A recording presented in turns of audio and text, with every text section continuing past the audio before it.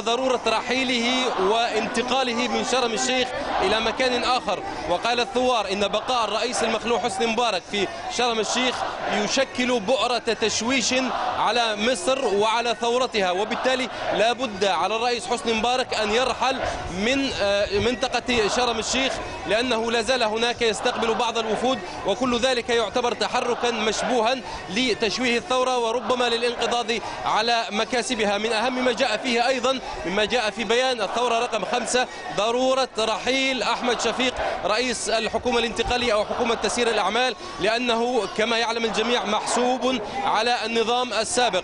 هذه الجمعة وهي الجمعة الرابعة منذ أو الخامسة منذ انطلاق الثورة، لا تزال تتجلى المطالب، والثوار يؤكدون على ضرورة أن تقوم السلطات العسكرية الحاكمة الآن في البلاد على تقوم بتنفيذ المطالب.